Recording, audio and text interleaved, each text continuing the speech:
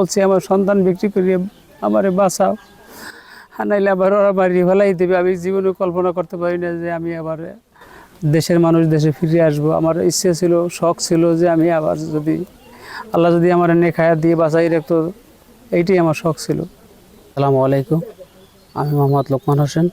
আমার বাড়ি নলিজানগর, মঠবাড়ি পিরোজপুর।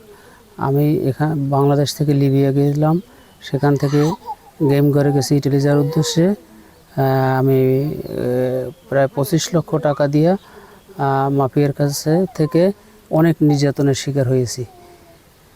আমাকে বেদম প্রহার করা হইতো, পর্যাপ্ত পরিমাণে পার পাতা হইতে মাথা পর্যন্ত পাইপ দিয়া মারা হইতো, আতর দিয়া টাকান হইতো মারা হইতো, প্লাস দিয়ে ধরা হইতো, 2 হাত দিয়া 2 কানে পর্যাপ্ত পরিমাণে জোড়া থাবড় দিয়া কান ফুলে যেত। এখনও এই কানের সমস্যা, আমার এই পিঠে নির্যাতনের অনেক দাগ আছে, হাতে পায়ে। এই হাত 2টা অপাস হয়ে গেছে, আঙ্গুল 2টা কোনো জোর পাইতেছি না। আমার শরীর খুব দুর্বল, আমার খুব দ্রুত চিকিৎসা দরকার। আসলে ওখানে আপনাকে কি নিয়ে গেছিল, কোন দালাল চক্র? যদি শুরুর দিকে এখান থেকে নিয়ে গেছিলো শাহ আলম নামে এক লোক। শাহ আলম এবং শাহ আলমের বোনাই, এই তার বাড়ি হলো 2 নং নাচনাপাড়া ইউনিয়ন। আর সেখান থেকে লিবিয়া যাওয়ার পরে ওখানে আর এক দালাল ছিল, তার নাম শিরু ইসলাম, তার বাড়ি হলো সিলেট।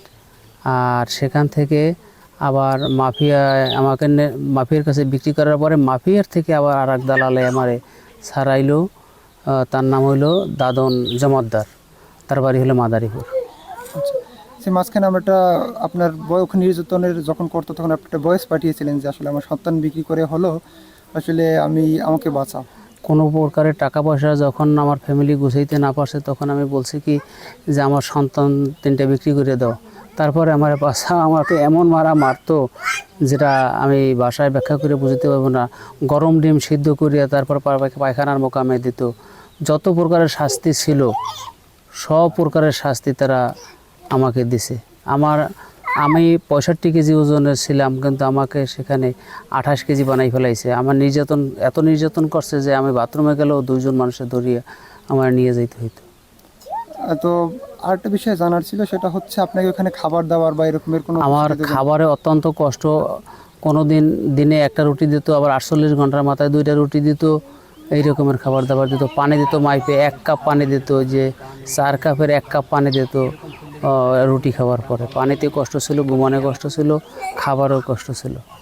আচ্ছা, আপনি দেশে আসবেন এটা আসলে কখনো আমি কখনো কল্পনাও করি নাই যে আমি জীবিত দেশে ফেরত যাব, কিন্তু আল্লাহ তাআলার অশেষ মেহেরবানিতে আমি দেশে আসছি। আসলে আপনি যারা আপনাকে নিয়ে ওখানে বিপদে ফেললো, এদেরকে আসলে আপনি বিচার চান? আমি এই দালাল চক্রের বিচার চাই বাংলাদেশ সরকারের কাছে।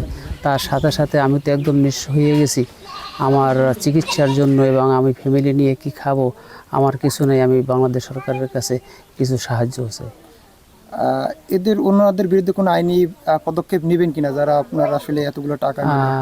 আইনি পদক্ষেপ অলরেডি নেওয়া আছে, মামলা আছে। শুধু এই দাদন জমাদ্দারের নামে মামলাটা নাই, কারণ এটা তো আমার লাস্টে ছাড়াইছে, আর আগের ওদের নামে মামলা আছে। আপনাদের লিবিয়া আসলে কোন স্থানে ছিলেন, এবং ওখানে আসলে বাংলাদেশিরা আরও কারা কারা ছিল, এরকম কোন কোন অঞ্চলের? অঞ্চলের নাম তো আমি বলতে পারবো না, কারণ তাদের তো নাম ঠিকানা জানি না। তবে আমি তাদেরকে দেখলে চিনবো। আর দ্বিতীয়ত ওইখানে নাম ব্যবহার করতো, যেমন বড় মাফিয়ার নাম শুনছি পিচ্চি সোহেল, তারপরে কুদ্দুস। এই কুদ্দুসের বাড়ি আমি শুনছি মাদারীপুর। আর এই যে তারপর ছিল তৌহিদ, ওখানে যারা নির্যাতন করতো তৌহিদ। তারপর হানিফ, আর একটা সুন্দর করে লোক দেখলে চিনি, নাম জানি না, আহমদ বলে ডাকে। ঠিক আছে। ওখানে আসলে কি পরিমাণ আসলে বাংলাদেশি ছিল, যারা আসলে আপনাদের কোন এলাকায় ছিলেন এবং কি পরিমাণ? আমি জাওয়াইয়া ছিলাম, জাওয়াইয়া ক্যাম্পে ছিলাম, মাফিয়া ক্যাম্পে।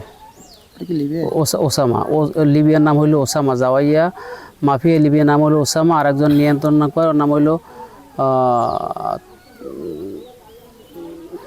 আবহাওয়াদি। আর বাংলাদেশ ছিল, বাংলাদেশ ওখানে নিয়ন্ত্রণ করে, তার নাম ছিল রাজু। কি কি খাবার দিত আপনাদের ওখানে? ওখানে খাবার দিত রুটি, ওই মাছের রুটি দিত। কোনো দিন 2টা দিত, কোনো দিন 1টা দিত, কোনো দিন দিত না, 48 ঘন্টার মাথায় দিত। আর পরিবারের সাথে কিভাবে তারা যোগাযোগ করতো? তারা প্রতিদিন রাত্র 2টায় আসতো আর দুপুর 12টায় তাদের গন্তব্যস্থানে যাইতো। ওই তারা মোবাইল নিয়ে আসতো, মোবাইল নিয়ে এসে কথা বলাইতো আর মারতো, কথা বলাইতো আর মারতো। কিভাবে নির্যাতন করতো একটু যদি বলতেন প্রতিদিন। প্রথম কথা বলার সাথে সাথে 4 থেকে 5 জনে পাইপ দিয়ে পিটান শুরু করতো। তারপরে 2 পা বান দেয়া, 2 সাইড দিয়ে 2 জনে পাইপ ধরতো। এবার পায়ের পাতায় কমপক্ষে 40 থেকে 50টা পিটান দিত। তারপরে মাথা পাশায় পিটান দিত। তারপরে আতর দিয়ে প্রত্যেকটা নখ পিটাইতো। তারপরে এই গিটে গিটে পিটাইতো। তারপরে গরম ডিম সিদ্ধ করিয়া পায়খানার মোকামে দিত। এই মাথা, তারপরে 2 হাত দিয়ে কান থাবড়াইতে থাবড়াইতে, কান যত সময় এরকম ফুললে না উঠতো তত সময় 2 হাত দিয়ে জোড়া থাবড় দিতে থাকতো।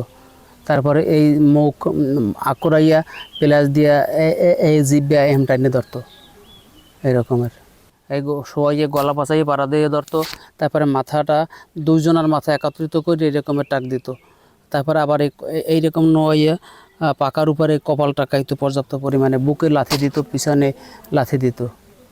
আজকে সন্তানের সাথে ঈদ করতে পারে কেমন লাগছে? আমি আল্লাহর কাছে লাখো কোটি শুকরিয়া।